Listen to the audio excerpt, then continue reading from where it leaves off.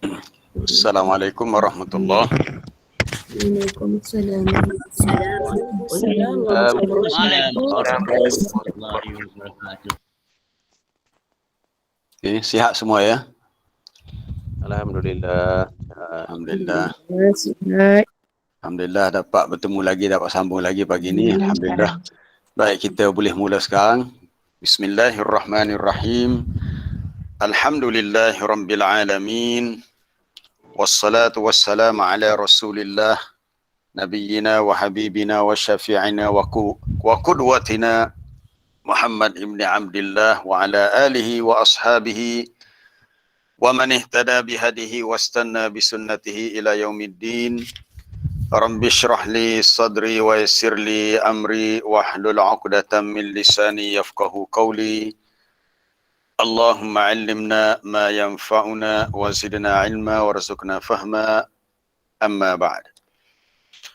Muslimin dan muslimat yang dirahmati Allah, kita memanjatkan setinggi-tinggi kesyukuran kepada Allah kerana masih diberi peluang dan kesempatan untuk bersama dalam program Tadabbur Al-Quran. Hari ini sudah hari Ahad 12 Safar 1443 Hijriah bersamaan 19 September 2021 Masihi. Jadi hari ini hari yang ketiga dah kita masuk surah Al-Muzammil. Itu surah Jin tu saya duk kira selama 11 hari kita nak habiskan surah Al-Jin itu 11 hari. Ni surah Al-Muzammil tak tahulah berapa hari. Jadi kita nak sambung untuk ayat berikutnya. Semalam kita dah bincang berhubung dengan pembacaan Quran secara tartil. Kita digalakkan untuk tahsin, memperelokkan suara ketika membacanya berdasarkan beberapa hadis Nabi SAW. Bahkan baginda pernah memuji bacaan sahabatnya Abu Musa Al-Ash'ari kerana kelunakan suaranya membaca Al-Quran. Kemudian apa dia lagi?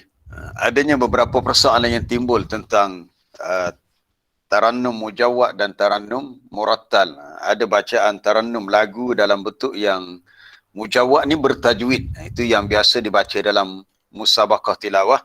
Kemudian tarannum secara murattal itu bacaan berlagu juga tetapi secara tartil.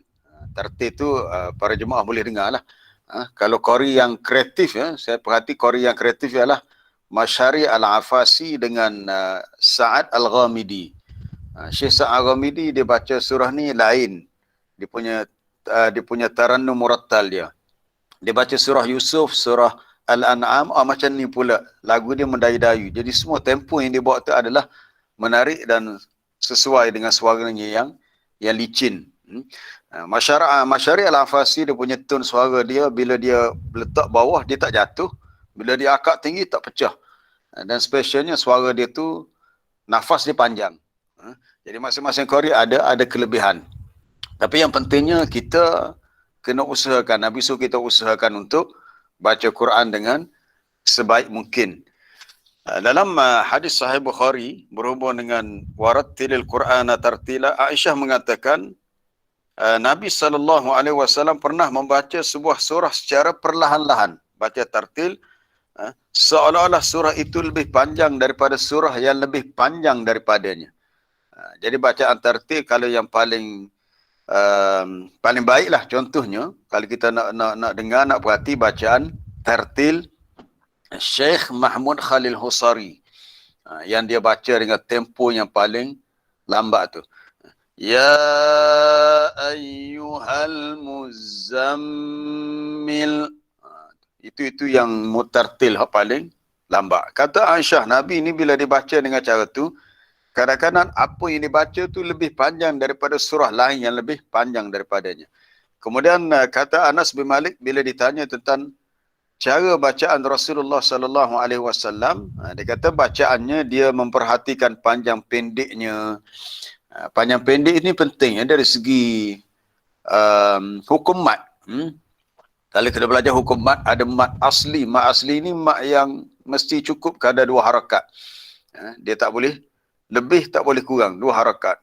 Yang panjang tu dia banyak pula dia punya cabang dia. Dia sebut mat far'i, cabang dia. Kalau ada hamzah di akhir tu sama ada mat wajib, mat jaiz, ataupun jadi mat apa dia kalau untuk wakaf tu ma'arik li sukun.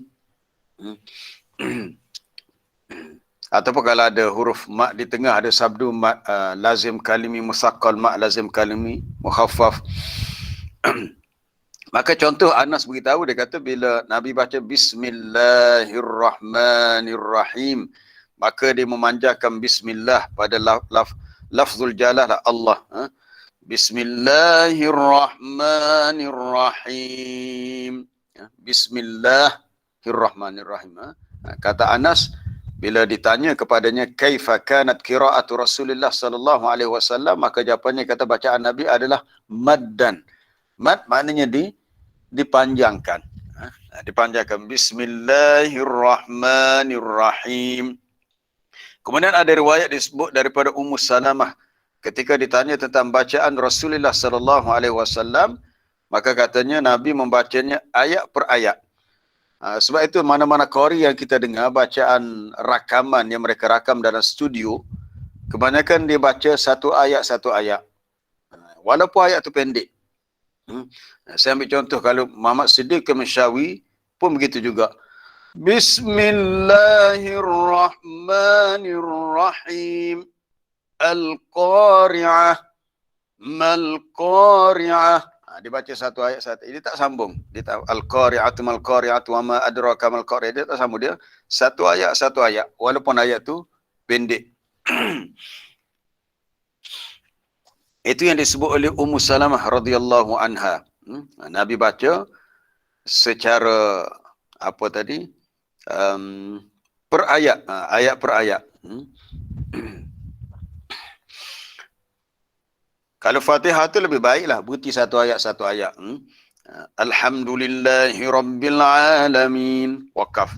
Ar-Rahmanir Rahim, waqaf. Maliki yaumiddin.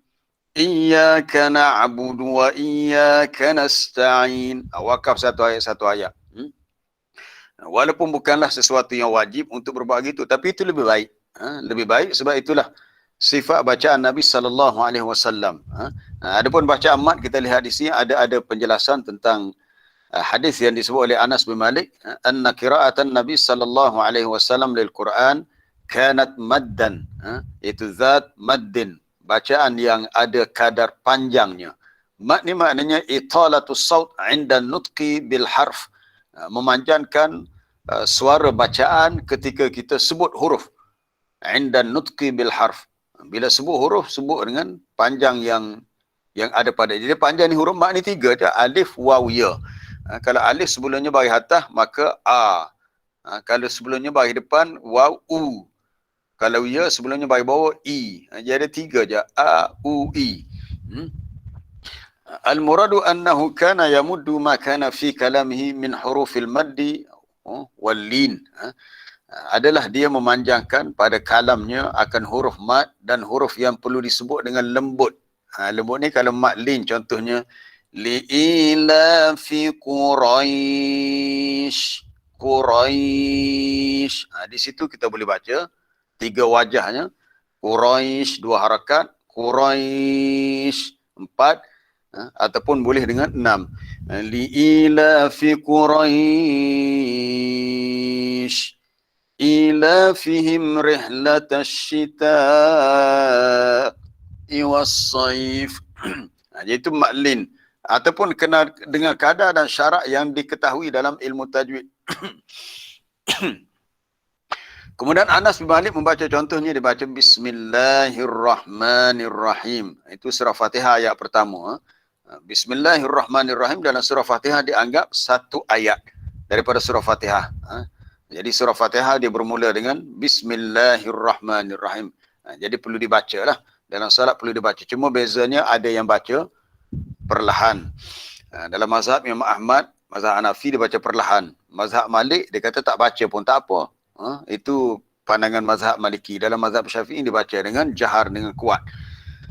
Maka dia pun bagi contoh. Anas bagi contoh. Bismillah. Alif pada lafzul jalalah Allah tu dibaca dengan mad dan asliyan. Mad asli maknanya kadar 2 harakat. Bismillahirrahmanirrahim. Jangan lebih. Jangan lebih Bismillahirrahmanirrahim. Ni macam apa? Cerita Upin Ipin. Pernah dengar Upin Ipin baca doa? Upin Ipin baca doa. Upin Ipin. Pernah lah juga layar kartun Upin Ipin. Tengok dia baca doa. Bismillahirrahmanirrahim. Itu Upin Ipin. Kita orang dewasa jangan tiru Upin Ipin pula. Tapi itulah cara dia baca tu, dia dimatkan tu lebih pada kadar dua. Jadi jangan lebih daripada kadar dua harakat. Begitu juga alif pada Ar-Rahman. Dibaca juga dengan kadar dua harakat juga. Ar-Rahim. Ar-Rahim tu tak apalah sebab kita nak wakaf, kita boleh lebihkan panjang dengan hukum mat arid lisukun mat yang aridun, yang ianya terdedah kepada keadaan untuk disukun, untuk diwakafkan. Kita tak boleh wakaf dengan Bismillahirrahmanirrahim. Sebab mim akhir tu kan baris bawah. Dia tak boleh wakaf begitu. Bila wakaf kita kena matikan mim. Jadi bila mati, Bismillahirrahmanirrahim. Maka wafa'ala dhalika sallallahu alaihi wasallam imtithalan li amri rabbih subhanahu bitartil. Jadi Rasulullah sallallahu alaihi wasallam baca begitu sebagai imtithal, mematuhi akan perintah Tuhannya, itu perintah Allah Subhanahu wa taala supaya Quran dibaca dengan tartil sebagaimana dalam ayat warattilil Qur'ana tartila. Wa an yaqra'ahu ala muksin. Muks, dan dia membacanya dengan kadar tempoh. Dia tak kata macam berhenti sayat tu terus sambung. Dia ambil, berilah beberapa saat tempoh. Kalau bacaan Syekh Ali Huzaifi untuk rakaman yang pertama, dia agak lama dia berhenti. Bila habis satu ayat, dia berhenti beberapa saat. Itu muksin. Wa alla yuharrika bihi lisanah, dan dia tidak menggerakkan lidahnya, tidak segera untuk mempercepatkan bacaannya. Maknanya dia berhenti sebentar. Dia berhenti seketika. Idza zulzilatil ardu zilzalaha wa akhrajatil ardu asqalaha. Berhenti seketika. Ada beberapa saat untuk berhenti satu ayat. Maka dia membacanya dengan ala mahlin. Mahlin maknanya slow-slow lah, tidak secara tergesa-gesa. Supaya perkara itu diikuti atau dicontohi oleh umatnya, untuk mereka bagaimana cara yang sepatutnya mereka yaqra'u, mereka membaca, wa yatadabbarun al-Quran, untuk mereka mentadabbur al-Quran, dan akhirnya untuk mereka yafhamunahu, memahaminya. Baik. Kita nak pergi kepada ayat berikut. Nanti kalau ada soalan boleh tanyalah berhubung dengan pembacaan Al-Quran. Bacaan Al-Quran ni sesuatu yang indah sebab dia melibatkan baca seni. Sebab tu Nabi suruh kita indahkan suara kita dengan bacaan Quran. Apa-apa sahaja kalau dibaca ikut dengan temponya, dia akan menghasilkan satu bacaan yang menarik. Kalau kita dengar bacaan imam-imam di Mekah, Syekh Syekh Bandar Abdul Aziz Balilah, dia banyak tarannum dalam tartil dia. Itu cara baca dia begitu. Kalau Mahir Al-Mu'aikili, begitu pula cara dia. Dengan tone suara dia yang bersahaja, dia tak ada tinggi rendah, dia satu nada aja, tapi dia banyak getar-getar, banyak tahrik, getar-getar pada cara bacaannya. Kalau Syekh Yasir Ad-Dawsiri lain pula. Saya biasa kalau kita buka laptop ni, saya tak tutup, kita buka sampai dekat pukul 10 kita tengok live sembahyang subuh daripada Mekah Al-Mukarramah. Tengok pagi ni imam mana yang jadi imam untuk salat subuh. Biasa 5 minit, pukul 10 pagi di waktu Malaysia, masuklah waktu subuh di Mekah. Jadi kita boleh follow secara live, tengok salat subuh di Mekah Al-Mukarramah. Nak tengok siapa imam pagi tu, surah apa yang dia baca. Baik. Para jemaah yang dirahmati Allah, kita nak pergi kepada ayat yang berikutnya, itu ayat yang kelima. A'udzu billahi minasyaitonir rajim. Inna sanulqi 'alaika qawlan sakila. Inna nashi'atal laili hiya ashad وطئا وأقوم قيلا إن لك في النهار سبحا طويلا واذكر اسم ربك وتبتل إليه تبتيلا. Itu contoh bacaan tahqiq atau bacaan tartil, style bacaan Syekh Mahmud Khalil Al-Husari. Kita bila sebut nama orang Arab ni kena sebut molek. Orang Kelantan kata sebut molek. Mahmud Khalil Al-Husari. Biar jelas kha ha sad. Walaupun kita orang Melayu, kita belagaklah macam orang Arab. Kita sebut biar huruf tu bunyi Arab. Sebab apa? Sebab kita nak train lidah kita supaya kita boleh sebut sebutan Quran ini dengan bilisanin Arabiyyin mubin, dengan lidah Arab yang jelas. Baik, kita lihat ayat yang kita nak sambung lagi ni, ayat yang kelima. Inna sanulqi, sesungguhnya kami akan turunkan kepada kamu. Nulqi maknanya beri secara bertemu. Biasanya kalau kita menuntut ilmu dengan berguru, ada kitab, itu panggil talaki. Talaki ni kita menghadap guru, kita menghadap dia, ada kitab yang kita tengok depan tu, itu talaki.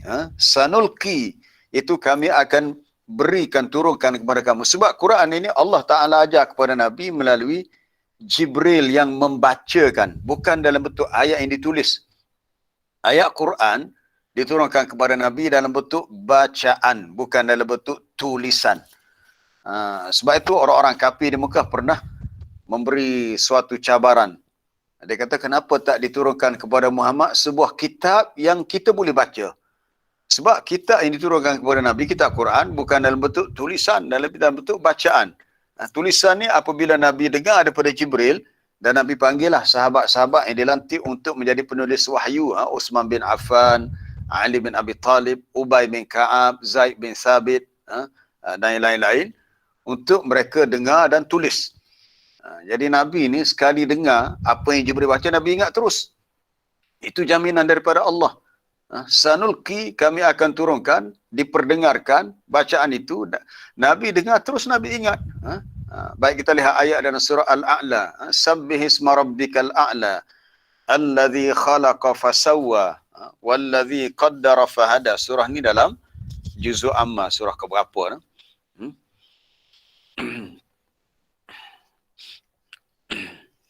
Surah yang ke-87, muka surat 591. Muka surat 591. Kita lihat pada ayat yang ke-6 tu, sanukri'uka fala tansa. Allah Ta'ala beritahu, sanukri'uka, kami sentiasa menjadikan engkau ya Muhammad dapat membacanya. Itu sanukri'uka, kami akan bacakan kepada engkau. Maksud kami itu, Allah Ta'ala perintahkan Jibril bacakan Quran ni kepada Nabi, sehingga fala tansa, maka engkau tidak lupa. Nabi ni sekali Jibril baca, Nabi ingat dah. Kita ni kalau dengar saja 10 kali belum tentu lagi ingat. Sebab Nabi dia ingat berdasarkan apa yang dia dengar. Illa masya Allah. Kecuali apa-apa yang Allah Ta'ala kehendaki lupa. Ada juga setengah ayat hak Nabi terlupa. Ada sebab lah. Kecuali apa yang Allah Ta'ala kehendaki, engkau ya Muhammad lupa. Tapi yang lain-lain Nabi ingat. Kalau Nabi terlupa, maka Jibril akan datang balik untuk ulang. Untuk ulang balik. Biasanya dia banyak datang pada bulan Ramadan untuk murajaah, untuk ulang balik ayat-ayat yang telah diturunkan sebelumnya. Maka dengan sebab bimbang lupalah, Allah Ta'ala dah bagi jaminan, fala tansa, engkau tidak lupa. Tapi disebabkan lupalah, kadang-kadang Nabi dibaca ayat tu dengan tergesa-gesa. Jibril belum sempat lagi habis, Nabi dah ikut. Baik, kita lihat ayat ni dalam surah Taha. Surah Taha ni surah yang ke-20. Dalam juzuk yang ke-16. Muka surat berapa tu? Muka suratnya 320. 320. Kita tengok atas tu. Fata'ala Allahul malikul haqq. wala ta'jal bil Qur'ani min qabli an yuqda ilaika wahyu. Maha tinggilah Allah yang menguasai seluruh alam, lagi benar pada segala-galanya, dan janganlah engkau ya Muhammad tergesa-gesa membaca Quran sebelum selesai dibacakan atau diwahyukan oleh Jibril. Kenapa turun ayat yang menegur Nabi jangan tergesa-gesa? Wala ta'jal. Orang Kelantan kata jangan duk belorak ke? Belorak tu nak cepat lah. Mu ni belorak nak pergi mana ke? Kita kata adalah sebabnya kita lorak ni. Dalam bahasa, kalau bahasa luar, lorak ni maknanya dialek. Lorak Kelantan, lorak Terengganu. Dalam bahasa Kelantan, lorak ni maknanya nak cepat. Ambo lorak hari ni. Mana ambo nak pergi cepat. Saya tergesa-gesa. Jadi Nabi dilarang tak boleh baca Quran dengan tergesa-gesa ataupun dengan terburu-buru. Kena tunggu Jibril selesaikan baca ayat tu dulu. Kalau ayat tu pendek, kita kata tak apalah, mungkin boleh ingat. Tapi kalau ayat tu panjang macam mana? Maka Allah Ta'ala bagi jaminan tadilah. Dalam ayat ke-6 surah Al-A'la tadi. Sanukri'uka fala tansa. Kami akan bacakan kepada kamu dan kamu tidak akan lupa. Maka di sini Allah Ta'ala pesan, kena tunggu biar Jibril selesai baca dulu, barulah kamu baca. Dan jangan lupa berdoa, Rabbi zidni ilma, wahai Tuhanku, tambahkanlah ilmu kepada aku. Tambahkanlah ilmu kepada aku. Tak ada satu doa yang Allah Ta'ala ajar untuk Nabi minta tambah, kecuali tambah ilmu. Kalau rezeki minta diberi berkat. Tapi dalam bab ilmu, Allah Ta'ala minta untuk kita berdoa kepadanya supaya ditambahkan ilmu. Sebab ilmu ni dia tak ada limit. Selagi kita belajar, semakin kita tahu, banyak lagi kita tak tahu. Semakin kita belajar, rupanya banyak lagi aku tak tahu. Rasa banyak dah tahu rupanya. Semakin belajar, semakin jahil rupanya. Bukan semakin jahil. Semakin kita tahu ya kita ni banyak lagi tak tahu. Tak apa dah tu. Sekurangnya kita termasuk dalam golongan orang yang tahu memang kita ni banyak lagi tak tahu. Jadi kita pun akan terus belajar supaya kita lebih dapat menguasai pelbagai ilmu, khususnya ilmu Quran. Baik, kemudian kita lihat satu lagi ayat dalam surah Al-Qiyamah. Sama juga dengan surah Taha ni. Allah Ta'ala melarang Nabi daripada terburu-buru membaca Al-Quran. Terburu-buru. Kita orang Melayu boleh sebut ra dengan baik, terburu-buru. Kalau orang Cina jadi terbulu-bulu pula. Dia tak boleh sebut ra, sebut R tu jadi L. Awak jangan terbulu-bulu tuduh saya. Cuba dengar orang Cina cakap. Kita pun tak suka pula depan dia. Terburu-buru. Baik, kita lihat surah Al-Qiyamah, muka surat 577. Muka surat 577. Itu pada ayat 16 tu, bawah tu, ayat 16. La tuharrik bihi lisanaka lita'jala bih. Janganlah engkau ya Muhammad kerana hendak cepat hafaz Quran yang diturunkan kepadamu, lalu kamu menggerakkan lidahmu membacanya dengan tergesa-gesa tadilah, dengan terburu-buru, sebelum selesai dibacakan kepadamu. Kena tunggu Jibril selesai baca habis dulu. Kena tunggu Jibril selesai baca habis dulu, barulah kamu ikut. Allah Ta'ala bagi jaminan, inna alaina jam'ahu wa qur'anah. Sesungguhnya kamilah yang berkuasa mengumpulkan Al-Quran dalam dadamu.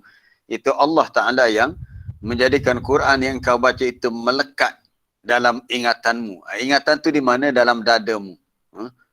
Sebab bila kita hafal, sebenarnya apa yang kita ingat tu dia tersimpan dalam jantung hati kita. Dalam otak kita ni dia sebagai prosesor je. Dia kalau komputer, motherboard dia. Tu kena tanya Ustaz Rusdan ni pakai IT. Dia lebih tahu tentang komponen dalam komputer. Kita punya motherboard dalam kita punya badan kita adalah kolbon, jantung hati. Adapun kita punya mukh, otak kita, brain ni sebagai chip processor yang proses balik. Jadi kedua tu perlu.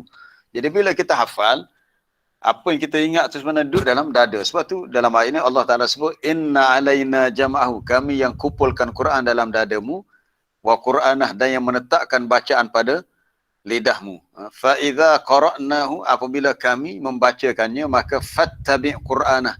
Ikutlah bacaannya. Ikutlah bacaannya. Maknanya kena selesai dengar Jibril baca dulu. Summa inna alaina bayana. Akhirnya Allah Ta'ala beritahu, kamilah yang akan menjelaskan kandungannya, apa-apa yang perlu diberikan penjelasan. Jadi bila kita baca Quran, kita dengar, kita ulang, kita ingat. Alhamdulillah kita hafal, ingat. Ingatan itu dia berada dalam dada, berada dalam jantung hati kita. Kita lihat ayat dalam surah Al-Ankabut yang menjelaskan perkara ini. Sama ada kita ingat tak ingat ayat yang kita baca atau apa-apa, saya kita sebenarnya berada dalam dada kita, dalam jantung hati kita. Itu dalam ayat yang keberapa? Ayat 49, muka surat 402. Muka surat 402. Bal huwa ayatum bayyinatun fi sudur. Tak ada perkataan sudur. Quran itu tetap datangnya daripada Allah. Tidak syak lagi Quran itu daripada Allah. Bahkan ia adalah ayatum bayyinat, ayat-ayat keterangan yang jelas, nyata. Di mana ayat itu berada? Itu fi suduril ladzina utul ilm. Di dalam dada orang-orang yang diberi ilmu. Kenapa Allah Ta'ala tak sebut dalam kepala?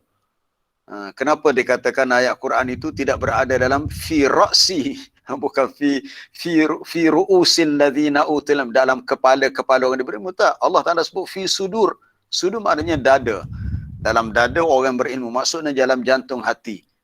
Wa ma yajhadu bi ayatina illa adh-dhalimun, dan tidaklah yang engkar dengan ayat-ayat keterangan kecuali orang yang zalim. Di sini Allah Ta'ala beritahu ayat Quran bila kita baca, kita hafal, ia berada dalam jantung hati kita. Fi sudur, dalam dada orang-orang yang berilmu. Baik, kembali kepada perbincangan tentang Quran sebagai qaulan saqila. Itu sedikit tentang cerita macam mana Nabi SAW terima Quran daripada Jibril dan dia baca dengan tergesa-gesa. Baik, di antara pendapat yang dikemukakan oleh Al-Hasan, Hasan Basri dan Qatadah, maksud qaulan saqila, perkataan yang berat di sini katanya iaitu berat untuk diamalkan. Berat untuk diamalkan. Maksud qaulan saqila, berat untuk diamalkan. Satu qaul. Pendapat kedua mengatakan berat saat ia diturunkan kerana keagungannya. Jadi ada dua tafsiran. Kita lihat yang pertama dulu. Qaulan saqila, berat dengan maksud berat untuk diamalkan. Contohnya ibadat solat. Solat ni berat sebenarnya. Kalau solat ni tidak berat, saya rasa solat subuh, walaupun ialah dah sekarang ni dah 2 hari 3 hari dah kita masuk hari ketiga dah dibuka dah masjid. Alhamdulillah setakat ni masjid penuh lah, sebab jemaah paling maksimal pun tak ramai, 40 orang aja di Kota Baru ni. Tempat-tempat lain mungkin lain pula ceritanya. Jadi kita lihat ialah sebelum negara kita dilanda COVID-19, masjid biasa penuh hari Jumaat je. Waktu lain jarang nak penuh. Lebih lagi waktu zuhur, waktu asar tak penuh pun masjid. Ini menunjukkan solat ini sesuatu yang berat. Apatah lagi kalau solat subuh. Bukan setakat kalau puasa pun berat juga. Ada orang yang penting puasa. Kita ambil contoh solat berat dalam ayat berapa ya? Ayat 30 berapa dalam surah Al-Baqarah.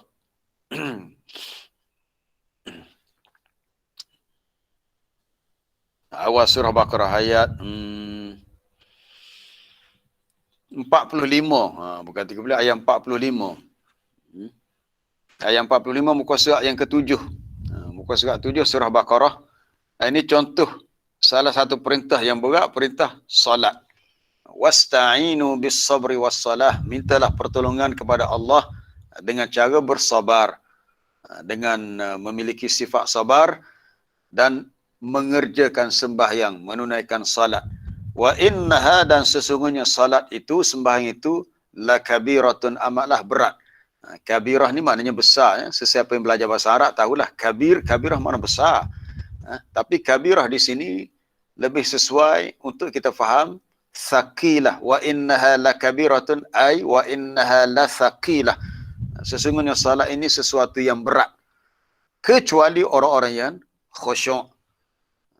Jadi kalau kita boleh solat dengan sempurna, kita rasa masuk solat, kita tak rasa keberatan untuk menunaikannya, alhamdulillah, semoga kita termasuk golongan orang yang khusyuk. Yang khusyuk ni orang yang alladzina yadhunnuna annahum mulaku rabbihim, orang-orang yang percaya, yakni yakin bahawa mereka akan bertemu dengan Tuhan mereka, yakni mereka akan mati, akan dikembalikan kepada Allah, dan sesungguhnya wa annahum ilaihi rajiun, bahawa mereka akan kembali kepadanya. Ada keyakinan bahawa kita ni akan bertemu dengan Allah. Jadi kalau orang tak yakin, itu masalah iman dia. Jadi bila ada masalah ni, dia pun tak bersungguh-sungguh menjaga solat dan dia merasakan solat itu berat. Bagi kita, kita rasa sangat-sangat bersalah jika kita melewatkan solat bukan bersalah. Na'udzubillah, minta jauh kalau kita termasuk golongan yang meninggalkan solat ni, lagi bahaya. Jangan sekali-kali tinggal solat. Solat adalah suatu amalan. Dalam hadis Abu Darda riwayat Imam Ahmad, salah satu wasiat Nabi berikan, menarik hadis ni bila saya baca dalam kitab yang ditulis oleh seorang ulama di Madinah, Syekh Atiyah Muhammad Salim, tentang Al-Wasaya Ar-Rasul, wasiat Rasulullah sallallahu alaihi wasallam. Ada 10 wasiat yang Nabi pesan di situ, antaranya Nabi kata la tatrukanna salatan maktubah, jangan kamu tinggalkan salat fardu. Dalam apa sahaja keadaan, jangan tinggal wala tatrukanna salatan maktubatan, fa innahu man tarakaha muta'ammidan, wala tatrukanna salatan maktubatan muta'ammidan, tak silap dia ada muta'ammidan. Jangan tinggalkan salat fardu secara sengaja. Sengaja ni memang atas pilihan orang tu sendirilah, bukan dia terlupa. Kerana sesiapa yang tinggalkan salat secara sengaja, maka faqad bari'at minhu zimmatullah, maka terlepaslah dia daripada jagaan Allah. Jangan sekali-kali tinggal salat. Salat perlu ditunaikan. Inilah satu-satunya neraca penilai untuk kita ukur kata Muslim ataupun tidak. Penting salat. Walaupun salat ni berat, kena juga salat. Kalau orang munafik tu lain cerita lah. Orang munafik, tu ada hadis tu, hadis riwayat Imam Ahmad, la tatrukanna, jangan sekali-kali. Nabi pesan ni kepada Abu Darda, hadis Abu Darda. Jadi ada 10 wasiat di sini. Kalau kita nak baca habis tu memang panjang jugalah. Dalam riwayat ni, riwayat siapa? Riwayat Muaz bin Jabal. Pertama Nabi pesan apa dia? Nabi kata la tusyrik billah, jangan kamu mensyirikkan Allah sekalipun kamu dibunuh atau kamu dibakar. Wa in qutilta aw hurrikta, kalau sekali dibakar, dibunuh sekalipun, jangan syirik pada Allah. Wasiat Nabi yang kedua, la tu'aqqanna, jangan derhaka dua ibu bapa, sekalipun kedua-duanya menyuruh kamu untuk keluar daripada keluarga dan hartamu. Maknanya kalau berlaku sesuatu yang tidak baik antara si anak dengan ibu bapa, kena selesaikan dengan baik, jangan sampai menderhaka. Wasiat yang ketiga, wala tatrukanna salatan maktubatan muta'ammidan, jangan sekali-kali tinggalkan salat fardu secara sengaja. Ini yang biasa kita pesan kepada keluarga kita lah, khususnya anak-anak kita, pelajar-pelajar kita. Kalau saya di sekolah, sering kita pesan kepada pelajar-pelajar di sekolah, jangan sekali-kali tinggalkan salat. Fa inna man taraka salatan maktubatan muta'ammidan faqad bari'at minhu zimmatullah. Kerana sesiapa yang meninggalkan salat secara sengaja, maka terlepaslah jagaan Allah terhadapnya. Zimmah ni jagaan. Maknanya kita hidup ni terumbang-ambing. Sebab bila tak ada penjagaan daripada Allah, kita terdedah kepada banyak risiko dan bahaya. Itu yang ketiga. Yang keempat, Nabi pesan, wala tashrabanna khamran, jangan sekali-kali minum arak. Arak ni minuman yang memabukkan. Kerana sesiapa yang meminumnya, ia dianggap suatu minuman yang ra'su kulli fahishah, menjadi kepala bagi segala perkara yang keji. Disebabkan arak, orang tu mungkin melakukan jenayah, bunuh, zina, macam-macam lah, dengan sebab dia sudah hilang akal. Kemudian apa ada lagi wasiat yang ketiga, yang keempat, yang kelima, Nabi kata jangan sekali-kali buat dosa maksiat, kerana maksiat itu menyebabkan kamu ditimpa dengan kemurkaan Allah. Kemudian yang keenam, jangan lari daripada medan peperangan. Al-firar minaz zahfi, ketika berlaku pertembungan antara tentera Islam, tentera kafir, tak boleh lari. Sekalipun orang lain dah mati, wa in halakan nas, kalau tentera Islam dah mati, tak boleh lari. Sekalipun ada manusia yang sudah ditimpa dengan kematian, hendaklah fasbut, kamu tetap di situ melawan musuh. Kemudian berikutnya Nabi pesan dalam wasiat ni, wa anfiq ala ahlik min taulik. Hendaklah kamu beri nafkah kepada keluarga kamu dengan kemampuan yang ada pada kamu, dan jangan kamu mengangkat tongkat, asaka, tongkat jangan angkat, jangan maksud jangan pukul. La tarfa asaka anhum ni, jangan pukul mereka sebagai suatu cara untuk adaban, untuk adab. Dia kena pukul, dia kena guna alat lain yang lebih ringan, tidak mencedera. Kalau tongkat ni mungkin lebih menyakitkan. Dan hendaklah berikan keringanan kepada mereka tentang perintah Allah. Maksud keringanan ialah jangan terlalu syadik. Lebih kepada nasihat. Hukuman ada, tapi hukuman sekadar untuk mengajar, bukan untuk menyakiti. Jadi salah satu wasiat Nabi dalam hadis ni ialah Nabi pesan jangan sekali-kali tinggalkan solat, walaupun solat itu terasa berat. Baik, apa contoh berat? Solat subuh, solat isyak. Memang jelas Nabi sebut berat. Sebab tu Quran ini bukan setakat masa turun tu berat, tapi perintah dalam Quran tu berat. Ni saya ambil satu contoh baru, solat. Kalau nak ambil contoh lain lagi banyak. Tentang solat kan Nabi sebut asqalus salati 'alal munafiqin, asqalus salati 'alal munafiqin, solat yang paling berat Nabi kata bagi orang munafik tidak ada solat yang paling berat kecuali solat apa dia? Solat isyak dan solat subuh.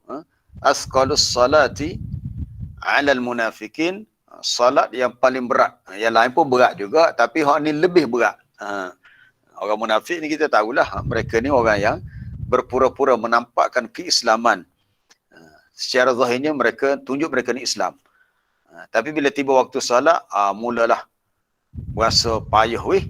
Apa solat yang paling berat? Itu as-subhu wal isya. Solat subuh, solat isya. Ada matan lain lebih panjang lagi. Nabi kata kalaulah mereka mengetahui kelebihan yang ada pada solat berjemaah subuh dan isya, lau ya'lamuna ma fihima. Lau ya'lamuna ma fihima, kalau mereka mengetahui apa yang ada pada kedua-dua solat ni, maksudnya kelebihan solat isyak dan solat subuh berjemaah, la atauhuma walau habwa, mereka akan mendatanginya, maksudnya akan hadir untuk berjemaah walau habwa, sekalipun mereka merangkak-rangkak. Apa dia merangkak-rangkak? Itu berjalan dengan tapak tangan dan lutut. Tapi tak siapa setara tu, kita kalau merangkak memang tak pergi dah.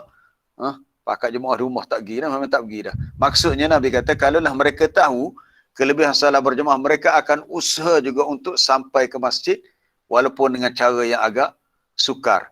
Bahkan orang yang buta pun, pernah kan ada seorang lelaki yang buta tanya Nabi, dia kata dia tak boleh datang berjemaah. Sebab tak ada qaid, tak ada orang boleh pandu, boleh pimpin tangan dia. Okey, Nabi kata kalau macam tu tak apalah, aku beri kelonggaran kepada kamu. Kemudian bila dia berpaling untuk pulang, Nabi tanya dia, hal tasma'un nida, adakah kamu dengar seruan azan? Dia kata na'am. Kalau gitu fa'ajib, ya kamu kena datang juga. Siapa setara tu. Tapi orang munafik dia tak peduli. Sebab mereka tu memang munafik. Dan solat yang paling berat itulah Nabi sebut. Solat isyak dan solat subuh. Semoga Allah Ta'ala selamatkan kita pada sifat nifak. Baik. Kenapa Nabi sebut isyak dan subuh? Sebab isyak ni waktu yang biasa orang dah penat, letih, pulang kerja, mereka nak rehat. Mungkin yang tidur awal, lepas maghrib dah tidur. Subuh pula sebab sedang lena lagi, masih jenera molek lagi. Orang Kelantan kata sedap jenera molek. Saya nak bangun tidur sebab sedap ni. Kena ke musim hujan pula. Dah kali selimut, payah ni. Tapi itulah kelebihannya. Bila kita boleh latih diri kita untuk mentaati perintah Allah. Kita bangkit daripada tidur untuk salat. Sebelum kita dah bincang ada salat tahajud, qiyamul lail, kemudian salat fardu. Maka itulah yang terbaik bagi kita. Kemudian tafsiran yang kedua sebut maksud qaulan sakila, berat di sini adalah berat semasa wahyu itu diturunkan. Berat rupanya. Ni kita nak tengok macam mana bentuk gambaran beratnya wahyu diturunkan. Imam Ahmad bin Hanbal meriwayatkan daripada Abdullah bin Amru bin Al-As pernah bertanya kepada Nabi SAW. Dia kata, bagaimanakah kamu merasakan ketika turunnya wahyu? Wahyu iaitu perintah daripada Allah yang disampaikan oleh Jibril. Nabi jawab, Nabi kata, asma'u salasil. Asma'u salasil. Betul dah. Sad alif, sad lam, sad lam alif, sad lam, thumma askutu. Thumma askutu. Kemudian aku diam. Inda dhalik. Asma'u, aku mendengar. Maksudnya aku mendengar bunyi seperti salasil ni, bunyi gemerincing loceng. Gering bunyi macam mana loceng ya. Asma'u salasil, aku mendengar seperti bunyi loceng. Loceng ni bunyi dia punya frekuensi dia tu tinggi. Kita rasa sakit telinga. Dia kalau bunyi kuat, macam bunyi siren kan, bunyi siren kalau ada kalau ada kebakaran kita bunyi siren bomba tu kuat. Orang Kelantan kata apa? Allah derahnya bunyi turik telinga, turik. Apa dia turik? Mana telinga kita rasa macam mana ya? Rasa tak mampu nak dengar bunyi yang tinggi frekuensi tu. Itu bunyi loceng. Nabi kata seperti bunyi gemerincing loceng, salasil. Disebabkan bunyi sebegitu, Nabi kata saya pun diam. Summa askutu inda dhalik, aku pun diam. Ini hadis Abdullah bin Amru ya, dalam Musnad Imam. Katanya aku bertanya kepada Nabi SAW, hal tuhissu bil wahyi, kamu rasa macam mana ketika turunnya wahyu tu? Itu jawab Nabi, na'am. Dia kata asma'u, aku mendengar salasil. Salasil maknanya bunyi loceng, bunyi gemerincing atau macam mana. Kemudian Nabi kata aku pun diam untuk dengar, diam. Fama min marratin yuha ilayya illa dhanantu anna nafsi tafidu. Setiap kali bila sampai wahyu, satu ketika bila sampai wahyu kepada aku tak berasa hak lain. Dan Nabi kata aku tak berasa aku mati dah gitu. Dhanantu anna nafsi tafidu, aku berasa nyawa aku dicabut. Beratnya. Rupanya berat pun. Terima wahyu ni bukan kata relax macam kita duduk atas kursi urut. Bagi setengah orang yang pulang kerja lengah-lengah dia beli kursi urut, apa dia? Jintel ke brand Gogawa ke, tak kisahlah. Walaupun kursi urut tu bukan 230 ringgit sampai ribu-ribu, tapi relax sedap. Kursi urut. Tapi kena ingat, Nabi terima wahyu bukannya serelax kita di atas kursi-kursi urut, tak. Seperti mendengar bunyi loceng yang dia terpaksa diam seketika untuk beri tumpuan dan merasakan seolah-olah dhanantu tafidu, aku rasa aku dah dicabut nyawaku, mana matilah. Tapi sebenarnya tak mati pun, maknanya nak menggambarkan beratnya. Ini yang Nabi cerita kepada Abdullah bin Amru. Itu satu riwayat. Kita lihat riwayat yang lain dalam Sahih Bukhari. Tadi dalam Musnad Imam Ahmad. Dalam Sahih Bukhari daripada Aisyah radhiyallahu anha. Suatu hari datangnya seorang lelaki nama Al-Harith bin Hisham. Bertanya kepada Aisyah, dia kata bagaimana Al-Harith bin Hisham bertanya kepada Rasulullah sallallahu alaihi wasallam, bagaimana datangnya wahyu kepadamu? Nabi jawab apa? Nabi kata ahyanan. Jawapannya Nabi kata ahyanan. Ahyanan ya'tini mislu salsalatil jaras. Misla salsalah al-jaras. Wa huwa ashadduhu alayya. Lebih kurang riwayat pertama daripada Imam Ahmad tadi. Maknanya seperti bunyi loceng. Bunyi yang memberi rasa bingit pada telinga yang mendengarnya dan terasa berat. Ahyanan, kadang-kadang wahyu itu datang kepada aku dalam bentuk fi misli seumpama. Dia orang lain tak rasa pengalaman ni, Nabi seorang je rasa pengalaman sebab Nabi yang terima wahyu. Jadi Nabi rasa seperti bunyi gemercingan loceng. Dan itulah yang paling berat. Wahwa asyaddu, itu yang lebih berat bagi aku. Kemudian seketika fayuhsamu anni. Lalu wahyu itu terputus daripada aku. Bila dah habis, selesai, terputus. Waqad wa'aitu anhu. Nabi kata dan aku pun mengerti, faham, ingat apa yang dikatakan kepadaku. Jadi yang wahyu tadi, walaupun dah selesai tapi Nabi faham dan Nabi ingat. Ingat tu pun kita pun dah baca tadi dalam surah Al-A'la, surah Taha, dalam surah Al-Qiyamah. Iaitu Allah Ta'ala bagi jaminan sanuqri'uka fala tansa. Itu Nabi kata bila dah selesai qad wa'itu, aku sedar, aku faham, aku tahu apa yang dikatakan oleh Jibril dalam wahyu itu.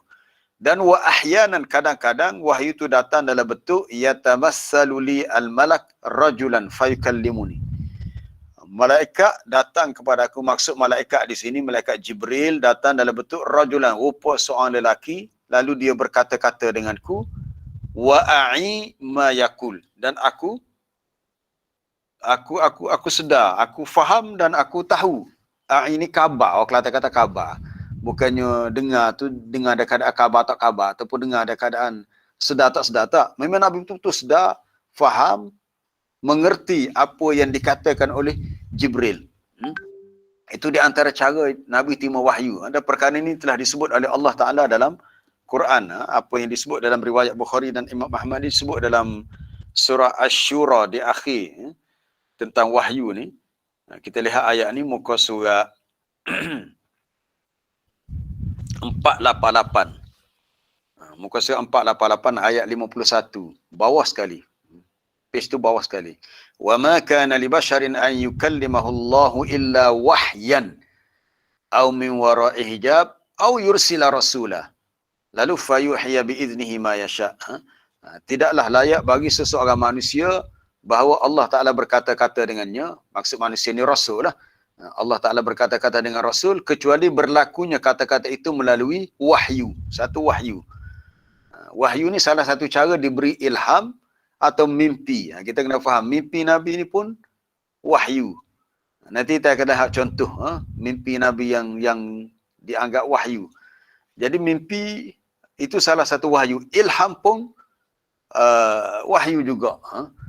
Sebab dalam bahasa Arab perkataan wahyu tu boleh dengan maksud ilham, dan untuk Nabi kadang-kadang wahyu tu mari dalam bentuk mimpi. Nanti kita akan lihat perincian dua kalimah ilham dan mimpi tu.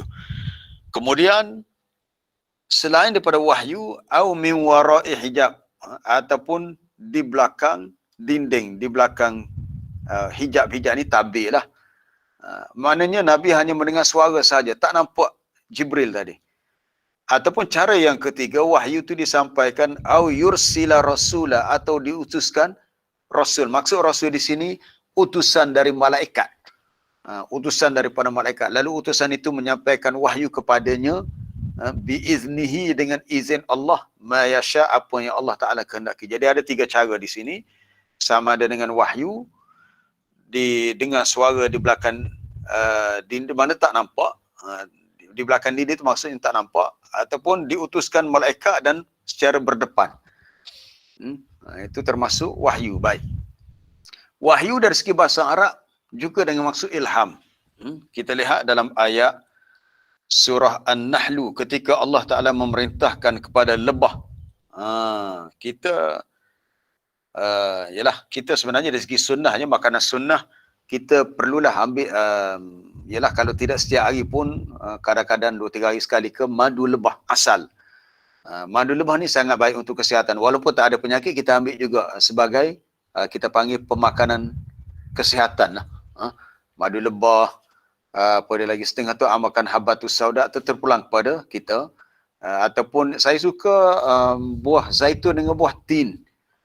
Kalau di Kota Baru ni, jalan nak pergi JPJ tu ada satu kedai orang Arab Mesir, nama Tuan Hassan. Kedai, tak apalah, saya bukan nak promote kedai dia, cuma bagi orang duduk Kota Baru, kalau nak cari makanan-makanan sunnah, makanan Arab, di kedai Muhajir. Dia ada yogurt, ada buah tin, buah zaitun. Jadi saya suka buah zaitun yang dijeguk, kita makan dengan jam buah tin. Jadi komplit. Kan dalam ayat sebut wattini wazzaitun. Wattini wazzaitun. Baik, hari ini kita nak bicara tentang madu lebah. Madu lebah ni ceritanya dalam ayat muka surat 274. 274 ayat 68. Cepat je masa kita dah 7.28 dah.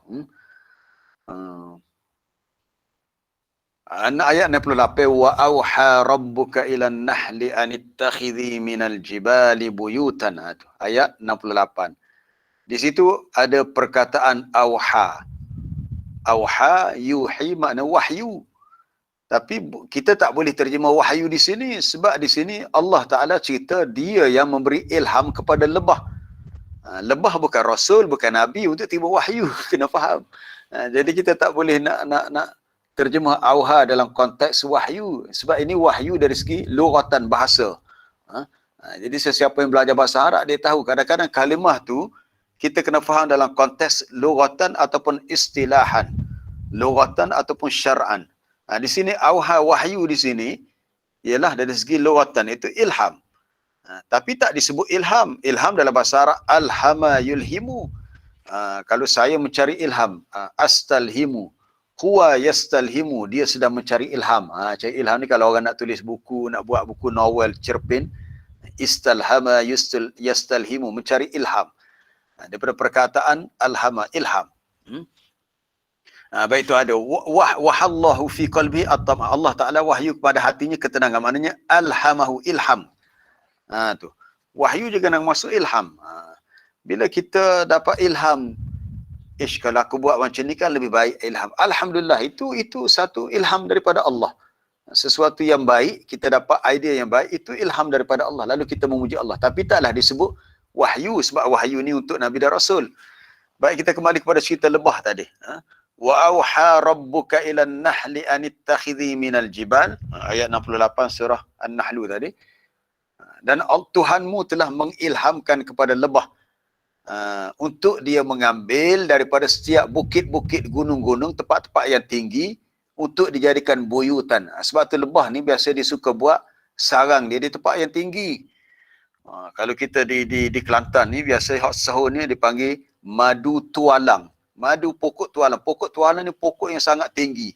Orang hok naik ambil madu tualang ni memang orang cukup berani. Tinggi, risikolah kalau jatuh bahayalah. Tapi mahal lah. Madu tualang ni mahal. Sebab apa? Sebab Allah Ta'ala dah beritahu dalam Quran, dia yang beri ilham kepada lebah untuk bina sarang dia di mana? Di minal jibah, tempat-tempat bukit ataupun pokok-pokok yang tinggi. Ataupun minas syajar, atas pokok. Atas pokok. Kecuali kalau lebah yang kita pelihara buat sarang sendiri, apa dia ada sarang dia tu, itu lain cerita ni. Ini lebah yang bukan yang kita pelihara, yang bebas. Dan juga lebah tu buat sarang di tempat-tempat bangunan yang manusia bina. Kadang-kadang dia buat sarang dekat rumah kita, pokok kayu di bukit-bukit. Di mana lebah tu dapat ilham idea, Allah Ta'ala yang bagi. Jadi berdasarkan ayat ni, kita boleh faham segala makhluk, bukan lebah sahaja, segala makhluk, dia punya gerak hati dia, Allah Ta'ala yang kawal. Sebab tu di rumah saya adalah beberapa ekor kucing dulu, panyuk, lepas tu seekor-seekor mati. Lepas mati tinggal 2 ekor, lepas tu mari pula beberapa tahun lepas 2 ekor lain, kita tak sampai hati nak buang kucing. Kita beri makan dia beranak, dia tinggal anak dia. Kita bersangka baik dengan Allah. Allah Ta'ala bagi ilham kepada kucing tu untuk menumpang di rumah kita sebab Allah Ta'ala nak bagi rezeki, nak bagi pahala kepada kita melalui kita bagi rezeki makanan untuk kucing tu. Saya fikir macam tu. Sebab apa? Sebab bukan lebah saja Allah Ta'ala bagi ilham untuk buat sarang di tempat tinggi, ya. Semua binatang lain Allah Ta'ala bagi ilham untuk dia ke situ ke sini. Sebagaimana kita juga. Kita ini dapat ilham. Hari ini kita nak makan mana, terfikir nak pergi ke Datu, tergerak hati kita nak masuk kedai itu. Itu Allah Ta'ala bagi ilham. Baik, kembali kepada cerita wahyu tadi. Jadi wahyu ni diturunkan dengan cara yang berat. Seperti bunyi loceng. Ataupun datangnya malaikat dalam rupa rajulan, seorang lelaki. Ketika disampaikan wahyu. Dan orang kafir di Mekah tahu malaikat ni dia boleh berupa jadi manusia. Maka dengan sebab malaikat ni kadang-kadang yatamassal al-malak rajulan, dia boleh bertukar rupa jadi lelaki, orang-orang kafir di Mekah pernah mencabar Nabi supaya bawa malaikat dengan bentuk manusia untuk berdakwah. Betul malaikat pernah datang tapi untuk wahyu, bukan untuk tunjuk diri dia pada orang kafir. Tapi orang kafir di Mekah pernah minta dalam surah Al-An'am, kita lihat surah Al-An'am, muka surat 128, surah Al-An'am 128, Muka surat yang pertama ayat ke-8 bawah sekali. Muka surat bawah sekali. Wa qalu laula unzila alaihi malak. Orang-orang kafir berkata, kenapa tidak diturunkan kepada Muhammad itu satu malaikat? Maksudnya kenapa tidak diturunkan malaikat untuk turut berdakwah dengan Nabi. Malaikat ni jadi pengawal peribadi Nabi. Allah Ta'ala beritahu, walau anzalna malakan laqudiyal amr. Kalau kami turunkan malaikat untuk menjadi assistant lah. Malaikat ni jadi assistant dalam kerja dakwah Nabi, jadi pembantu Nabi, maka selesailah perkara itu. Maksudnya selesailah. Malaikat ni dia tak boleh tengok orang degil, dia akan terus hukum. Itu malaikat begitu sifat dia. Bila nampak ada manusia yang degil, tak terima dakwah Rasul, tidak beriman, kufur, dia akan terus hukum. Maka Allah Ta'ala beritahu, kalau turun malaikat, laqudiyal amr, habislah. Maksud habis, selesailah perkara itu, tak perlu.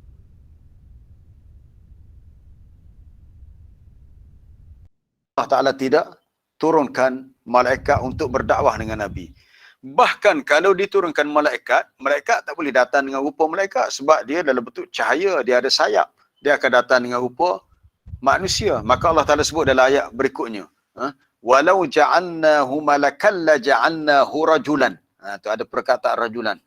Sama dengan hadis Sahih Bukhari tadi tentang malaikat datang dalam bentuk rupa lelaki, rajulan, ketika disampaikan wahyu. Ya, Allah Ta'ala kata, kalau kami turunkan malaikat untuk jadi pembantu Nabi dalam berdakwah, la ja'annahu rajulan, kami jadikan ia dalam bentuk seorang lelaki. Dia tidak dalam bentuk malaikat.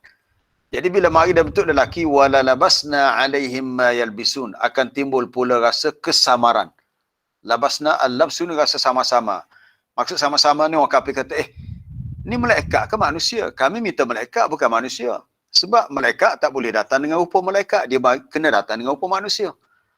Jadi bila malaikat bertukar rupa manusia, sebagaimana kita pernah bincang hari itu, beberapa malaikat datang ke rumah Nabi Ibrahim dan dia tak beritahu nak datang. Nabi Ibrahim tak tahu itu malaikat. Sehingga dia berusaha payah menyediakan hidangan berbentuk apa dia? Ajlin samin, daging lembu yang dipanggang. Sebab apa? Sebab malaikat mari dengan rupa manusia yang betul-betul manusia. Sehingga Nabi Ibrahim tak cam langsung pun itu malaikat. Saya pernahlah pengalaman saya masa kita belajar Madinah dulu, bulan puasa, kita pergi ke Mekah di akhir Ramadan, ada kawan ajak. Bila duduk lama di Masjidil Haram, kadang-kadang ada orang mari duduk tepi, kadang ada setengah tu Allah ada duit bagi sedekah. Takut juga kita. Kok ni malaikat mari rupa manusia, kenali juga. Tapi kalau ditakdirkan mati, nak buat macam mana? Sebab kadang-kadang dia mari dengan rupa manusia. Maka tahu dia mari galik dia buah kecil, lepas tu dia perayak, aku ni malaikat maut. Kita pun tidak. Terkejutlah. Tapi kita kena tahu, malaikat boleh datang dengan rupa manusia. Itu contoh ya, saya sebut tu contoh. Baik, kita nak habiskan dah 7.36 dah. Qawlan sakila inna nasyi'atal laili hiya ashaddu wat'an. Sesungguhnya bangun di waktu malam itu dikira lebih tepat akan waktunya. Ashaddu wat'an. Wata'an ni maknanya pijak, asalnya pijak. Wata'a yata'u. Yang lebih tepat untuk khusyuk, maknanya kena ngam sungguh. Kalau solat yang benar-benar khusyuk bila kita solat waktu malam. Tapi dengan syarat solat tu tidak dalam keadaan sangat mengantuk dah. Tu dia ada kaedahnya, kalau kita bangun solat malam, kalau kita tidur lewat, kita nak bangun awal, memang kita rasa mengantuk sangat sebab kita tak cukup tidur. So kita kena tidur awal. Maka Nabi pesan, sesiapa yang man salla, Nabi kata, man salla wa huwa na'is, sesiapa yang salat malam dalam keadaan dia rasa mengantuk. Man salla wa huwa na'is, sesiapa yang salat dalam keadaan dia rasa mengantuk,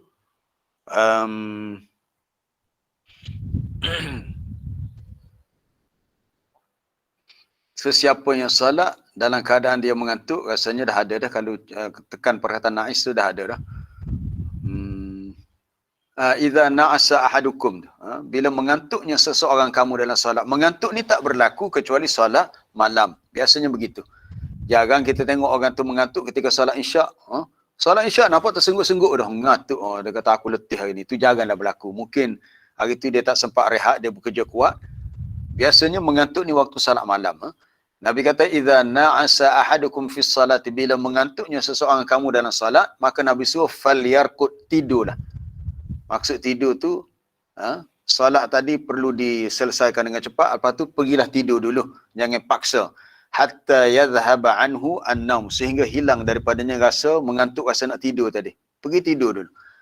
Fa inna ahadakum idza shalla wa huwa na'is, kerana seseorang itu bila dia salat dan kadang dia mengantuk, boleh jadi dia dah pergi ke mana dah. Yadhhab tu bukan pergi dengan kaki dia, dia punya fikiran dia dah pergi melayang ke mana-mana dah, tak ingat mana dah. Itu mungkin sesiapa yang pernah melalui pengalaman ni tahulah. Kadang-kadang elok-elok kita baca wal asri innal insana lafi khusr illa alladhina amanu wa amilus salihat. Illa alladhina amanu wa amilus salihati falahum ajrun ghairu mamnun fama baca surah wal asri akhirnya surah wattini wazaitun. Ataupun baca surah wattini wazaitun berakhir dengan surah wal asri, dah tertukar surah dah. Sebab apa? Sebab mengantuk. Ngantuk dah lalu. Kali kalau mengantuk Nabi kata falyarqud, kena tidur dulu. Hatta, sebab kalau seorang tu salat dan kadang dia mengantuk, dia tak tahu apa dia baca, boleh jadi dia baca salah, dan boleh jadi sampai kepada fayasubba nafsah, dia mencela dirinya sendiri. Maksud mencela, dia nak doa kebaikan tapi dia doa keburukan untuk diri dia. Jadi tak boleh salat malam dalam keadaan sangat mengantuk. Kalau tak mengantuk tak apa. Kalau mengantuk kita salat setakat yang sempat kita lakukan. Jangan sampai kita baca Quran pun salah. Orang yang mengantuk ni kadang-kadang wahwa la yadri, dia tak tahu pun bima yaquluhu, apa yang dia sebut tu. Lalu fayubaddilul kalam fabadalan min an yad'u li nafsihi bil khair yad'u ala nafsihi bisyarr. Itu masalahnya. Sepatutnya dia berdoa untuk dirinya dengan kebaikan, tiba-tiba dia mendoakan untuk dirinya dengan kejahatan. Sebab dia berdoa dalam keadaan dia tak khabar, tak sedar. Tak khabar apa satu dah. Ataupun fayasubbu nafsah, dia telah mencela, mencaci dirinya sendiri, wahwa la yashur, padahal dia tidak sedar perkara itu. Tapi kalau tak mengantuk, teruskan, boleh salat, tak ada masalah. Itu isunya kalau salat dan kalau mengantuk. Kemudian sambungan ayat tadi, wa aswabu qila inna nashi'atal laili hiya ashaddu wata'an wa aqwamu qila. Aqwamu qila maknanya aswabu qila, yang lebih tepat, yang lebih tepat dari segi bacaannya. Aqwam maknanya yang lebih lurus, yang lebih bernilai. Sebab bacaan Quran kalau kita baca waktu malam ni, dia lebih khusyuk sebenarnya. Khususnya kalau bacaan, bagi saya lah, bacaan Syekh Mahmud Khalil Husari. Sebab dia baca dengan lagu dia yang begitu, memang mendayu-dayu dan memberikan rasa khusyuk. Rasa khusyuk. Inna nashi'atal laili hiya ashaddu wata'an wa aqwamu qila. Jadi bacaan sebegitu dia, cara bacaan sebegitu dia boleh memberikan rasa khusyuk lebih-lebih lagi lah waktu malam. Nashi'atul lail maknanya bangun malam lah, salat malam. Asyaddu wata'an ajdaru antusuma farad, kamu akan lebih-lebih mengira, memerhati apa yang Allah Ta'ala fardukan kepada kamu. Asyaddu wata'an juga dengan maksud itulah waktu yang paling tepat untuk bacaan Quran di waktu malam. Yang lebih tepat sebab waktu tenang. Kita nak baca Quran ni, kita nak fokus betul-betul. Kita tak nak terganggu dengan bunyi bising. Kadang-kadang tengah-tengah baca Quran, dong bunyi pokok terbalik ke, bunyi enjin motor ke, enjin kereta ke. Jadi itu mengganggu. Jadi waktu malam dia tak ada gangguan ni sebab semua orang dah tidur belaka dah. Bila orang dah tidur, suasana sunyi, maka terasa tenanglah bacaan Quran kita tu. Baik, kita berhenti setakat tu, masa tak mengizinkan, kita dah 7.43 dah ni. Saya buka untuk soalan kalau ada. Kalau boleh soalan ni berkisar tentang perbincangan kita hari inilah, supaya lebih fokus dengan tajuk kita hari ini. Ya, silakan kalau ada. Assalamualaikum Ustaz. Ya, salam. Hari ni Ustaz, apa berkenaan dengan qori yang masyhur ni, contohnya Sa'id Al-Maghribi, Mishari Al-Fasi ni. Mereka ni Ustaz, kita tak pernah dengar pun apa ni bacaan mujawwad dia tak.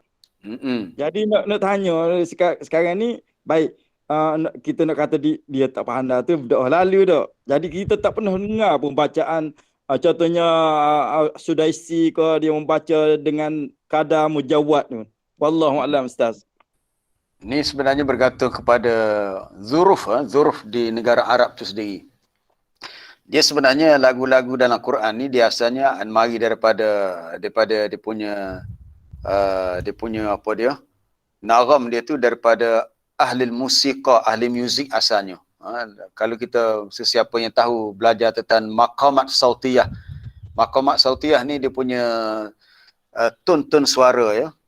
Kalau orang jadi penyanyi pun dia kena masuk kelas vokal. Kita kalau di sekolah pun ada, kalau budak-budak yang belajar pendidikan seni pun paling asas pun dia akan belajar ya. Do, re, mi, fa, sol, la, ti, do, ti, la, so, fa, mi, re, do. Tapi bukan do, re, mi, cerita Piramli, do, re, mi itu. Dia punya do, re, mi, fa, sol, la. Tone suara tu rendah. Jadi kalau kita baca dengan bayati. A'udzubillahi minasyaitonirrajim. Kita tak boleh nak baca dengan terus dengan a'udzubillah, tak boleh nak guna tone yang tinggi, kita guna tone suara yang rendah. Jadi cuma kalau di negara Arab yang lebih dekat dengan lagu-lagu tadi, bayati, lagu ras, Hijaz, Sikah, Nahwan, orang Arab Mesir. Orang Arab Mesir. Sebab tu kalau perhati, cuba tengok lagu-lagu penyanyi-penyanyi Mesir hot soho zaman dulu seperti Ummu Kalsum. Saya pun tak ikut sangat tapi tahu jugalah kawan-kawan cerita. Ataupun apa dia?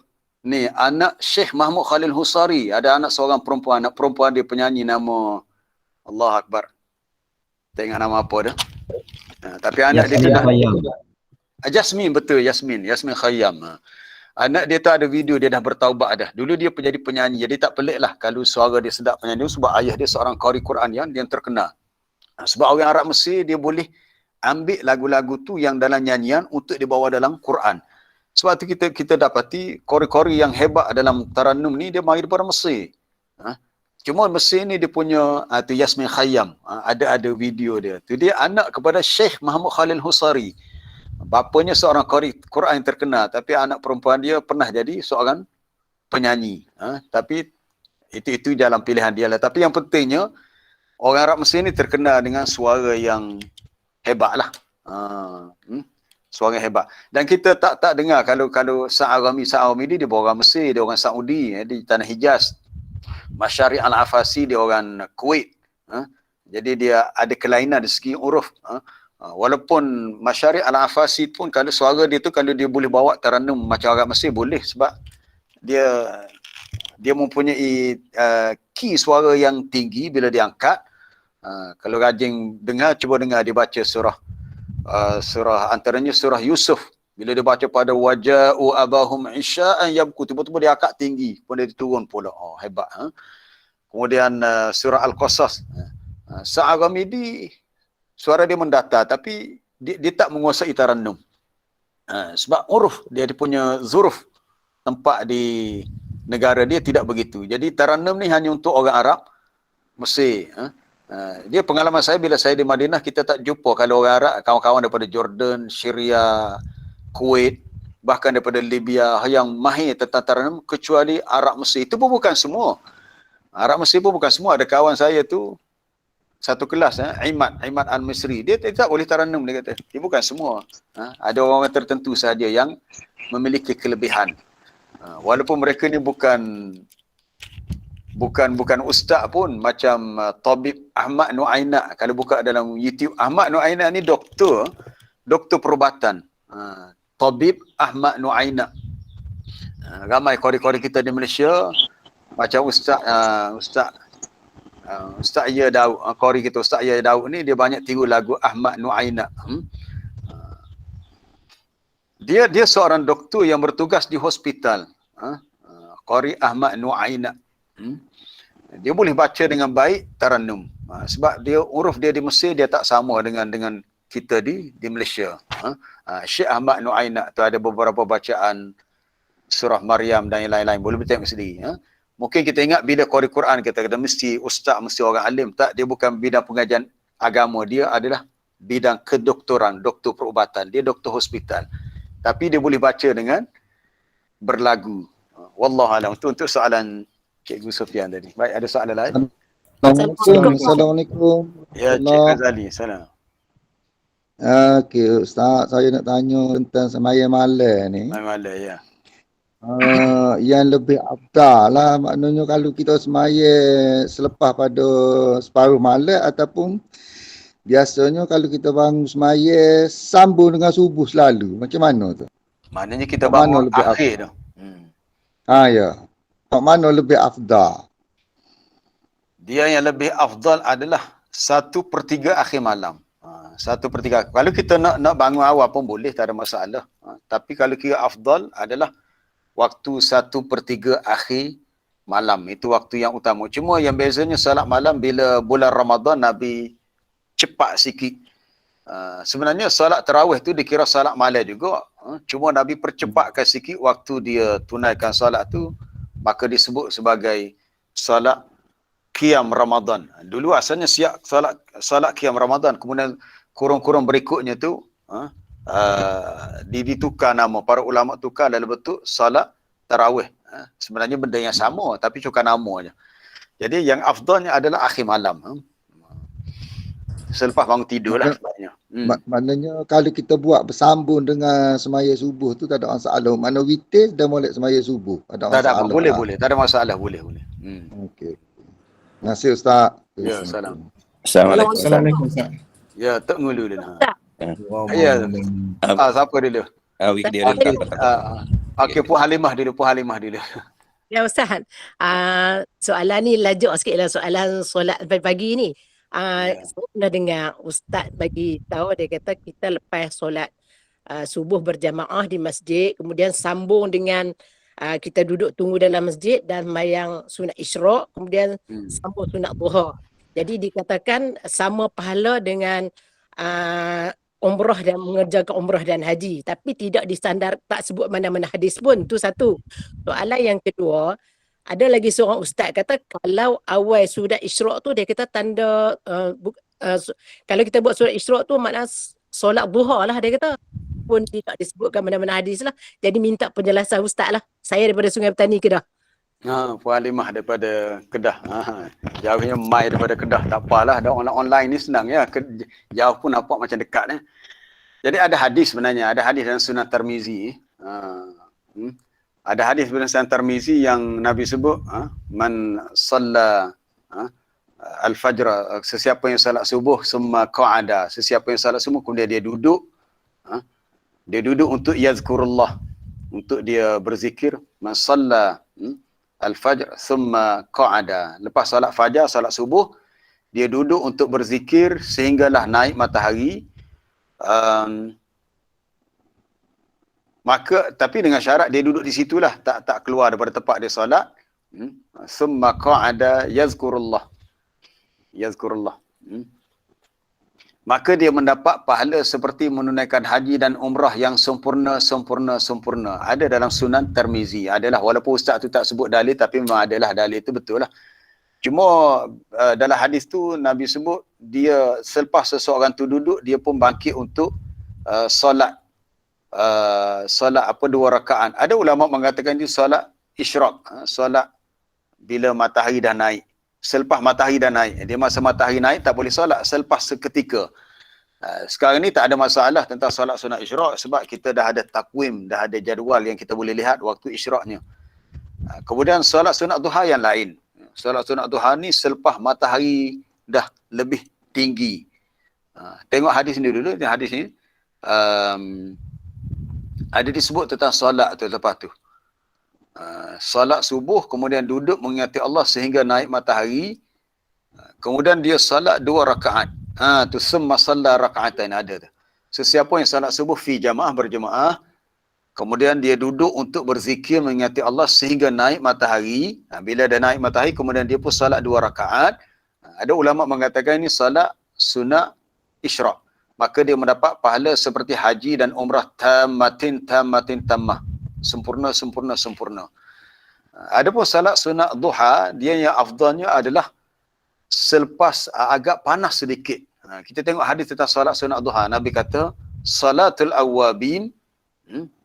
Ini salat sunat isyraq selepas naik matahari.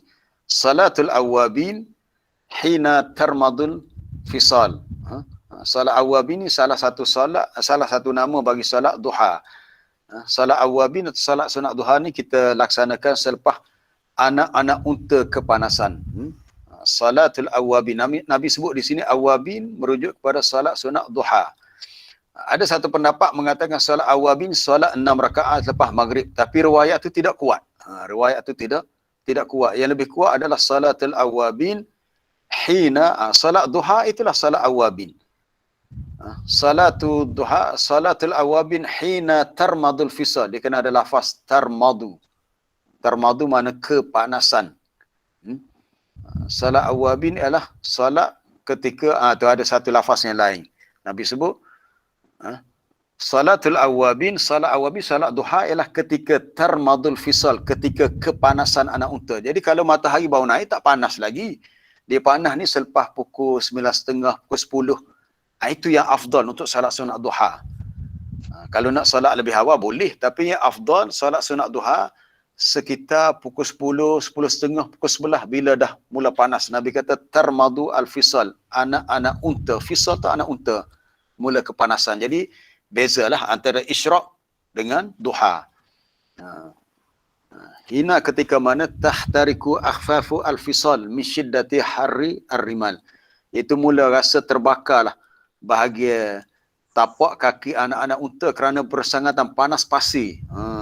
Itu maksud tarmadul fisal, anak-anak unta kepanasan. Jadi waktu yang afdal untuk salat sunat duha bila matahari sudah tinggi dan panas. Berbeza dengan salat isyraq yang dilakukan selepas beberapa minit matahari naik, iaitu selepas kita duduk di tempat kita salat subuh tu. Wallahu a'lam. Terima kasih kepada Puan Halimah. Yang berikutnya Tok Ngulu. Assalamualaikum Ustaz. Salam. Ada 2 soalan sikit ya. Pertamanya apabila peminat bola lah. Peminat bola, dia bangun pukul 3 pagi tu nak tengok bola. Cuma dia terbreak juga semaya malamnya. Dia tajuk. Jadi sama ada nak tengok bola dulu ke nak semaya dulu. Mana dia dah dari segi lebih baik lah. Pukul berapa waktu tu? Tengok waktu. Pukul 3 pagi lah. Bangun pukul 3 pagi. Saya berpendapat dalam situasi tu lebih baik dia solat dulu. Sebagai tanda syukur kerana dah diberi kesempatan untuk bangun malam. Jadi kita utamakan urusan akhirat, kita solat dulu. Sebab tengok bola tu urusan dunia.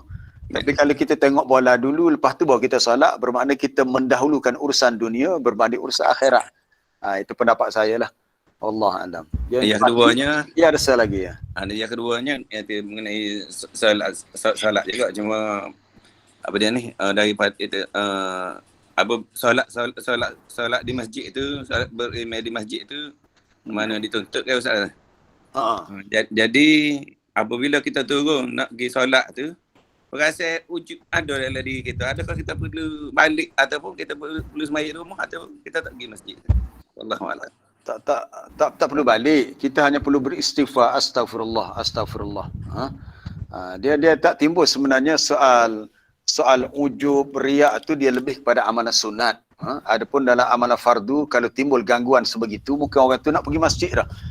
Jalan-jalan, aku ni warok lah, aku ni soleh lah. Orang tak pergi masjid ni musim kahwin ni. Aku cari lagi. Timbul pasal tu. Kita astagfirullah, kita istighfar.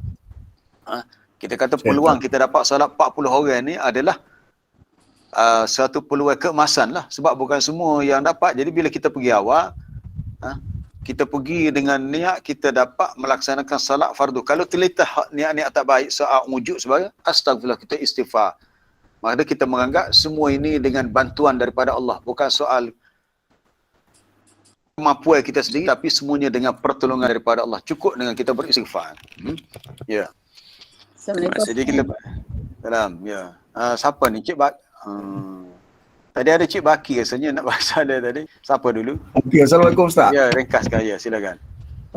Apa ni berkenaan dengan bacaan apa ni Al-Fatihah kan, kita banyak apa ni dengar bacaan berjenis-jenis lah. Kaum tu baca macam tu, seperti apa ni, ada yang tak boleh baca apa ni surah, dia baca zero kan. Tu qiraat. Qiraat kan, mana macam bunyi zai pun ada kan. Ada baca alaihim kan. Ya, ya. Maknanya kiraat mana 7 kiraat lah dengar. Mana ada ke maknanya orang Arab ni dia tak boleh baca ikut Rasulullah kan. Mana boleh baca macam tu macam ni lah kan. Adakah itu tak apa ni berubah pada makna, ataupun adakah itu atas kebenaran Rasulullah ataupun diijazahkan Rasulullah boleh baca macam tu? Itu je Ustaz. Assalamualaikum. Ya. Dia sebenarnya semasa Quran diturunkan tu ada hadis yang Nabi sebut dalam Sunan Tirmizi, inna hadzal Quran unzila ala sab'ati ahruf. Nabi sebut Quran ini diturunkan di atas 7 huruf. 7 huruf tu dia ada tafsir ulama dalam hadis tu. Quran diturunkan dalam 7 huruf, dia ada cara bacaan, bukan merujuk pada 7 qiraat. Diturunkan Quran, unzilal Quran ala sab'ati ahruf. Diturunkan Quran di atas 7 huruf. Sebab apa? Sebab Allah Ta'ala sedia mengetahui orang Arab ni, dia pelbagai kabilah, dia tak sama lidah dia. Dia tak sama lidah dia. Bila saya ke Madinah, baru kita tahu, kita dengar pelajar daripada Jordan dicakap begini. Kita dengar pelajar daripada Libya, Arab Libya, cakapnya begini.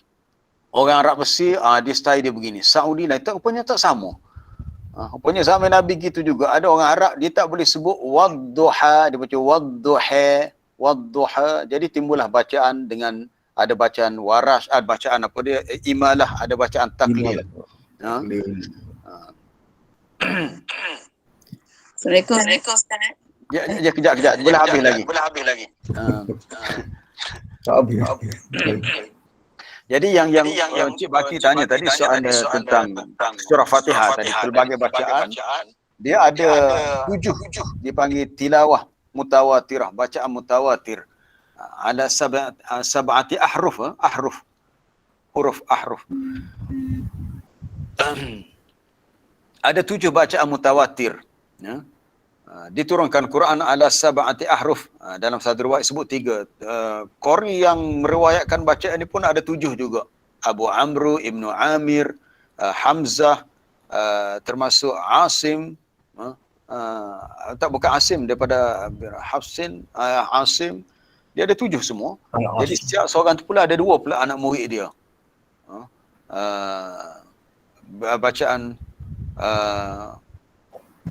Bacaan Nafi' dia ada 2, Warash dengan Qalun contohnya. Kemudian ada bacaan, saya pun tak ingat lama dah bab qiraat ni.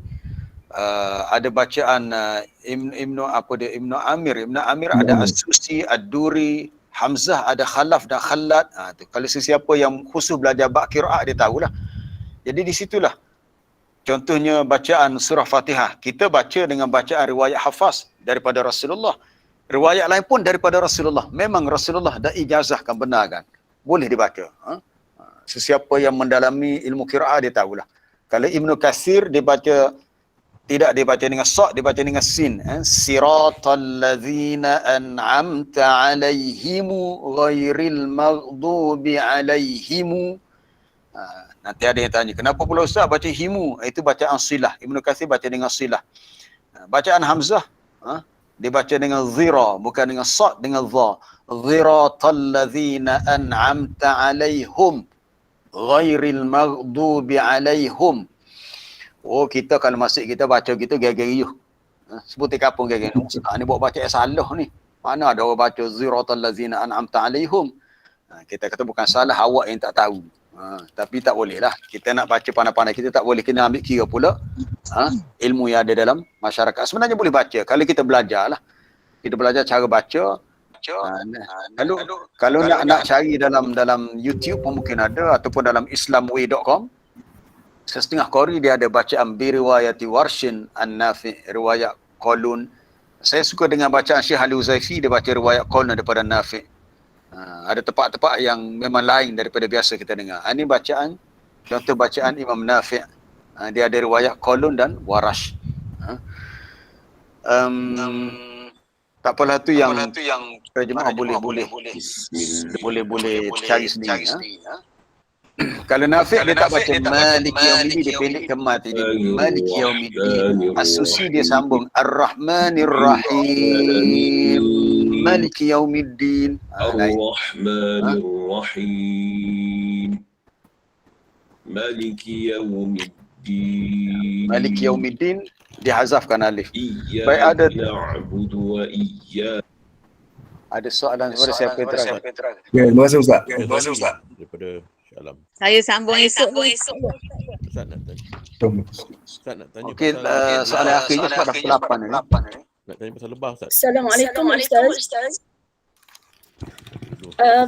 Masa kita ajar pasal dua solat yang perlu dijaga kira berat adalah solat isyak dan subuh. Boleh Ustaz jelaskan pada surah Al-Baqarah ayat 238 pasal hafizu ala salawati was salatil wusta wa qumu lillahi qanitin. Sini ada lagi solat asar. Boleh Ustaz jelaskan sikit sini? Ya. Untuk ayat 238 muka surat 39 surah Baqarah tentang salat wusta. Hafizu ala salawati was salatil wusta. Peliharalah muka surat 39. Peliharalah ibadat salat, termasuklah salat wusta. Salat wusta ni salat yang pertengahan. Ada banyak kaul. Ada dalam tafsir Al-Jami' li Ahkamil Quran, Imam Qurtubi senaraikan berbelas pendapat. Tetapi pendapat yang paling masyhur dan rajah paling kuat, salat wusta merujuk kepada salat asar. Salatul asr, salat asar. Itu disebut secara khusus kerana salat asar ni berada di pertengahan antara subuh dan zuhur, awal siang dan juga waktu siang. Asar ni tengah-tengah, lepas tu lepas asar, maghrib dan isyak tu dah masuk malam. Jadi solat wusta sini merujuk kepada solat asar lah. Solat asar. Dan di akhir ayat tu ada perintah untuk solat dengan diam. Wa qumu lillahi qanitin. Pengakhiran ayat 238 tu. Maknanya tak boleh bercakap betul. Tu ada kaul di bawah tadi dalam tafsir tafsir Tabari tadi. Bawah sikit tu. Daripada Al-Haris katanya sami'tu Aliyan, aku mendengar Ali berkata, apakah itu salat wusta? Faqala salatul asr, salat asar. Ia merujuk pada salat asar. Jadi itu jawapan yang saya boleh berikan untuk soalan tu. Bagi kita berhenti setakat ni, ya, sama-sama. Sebab kita tak boleh sambung lagi, dah masa pun dah lewat. Saya pun ada kelas. Terus hari ni Ahad saya ada kelas. Terima kasih kepada semua. InsyaAllah kita sambung lagi esok lah. Perbincangan tentang Quran ni memang panjang tajuknya. Subhanakallah bihamdika asyhadu an la ilaha illa anta astaghfiruka wa atubu ilaik. Wa sallallahu wasallam ala nabiyyina Muhammad wa ala alihi wa sahbihi ajmain. Assalamualaikum warahmatullahi wabarakatuh. Waalaikumsalam. Terima kasih. Jazakallah.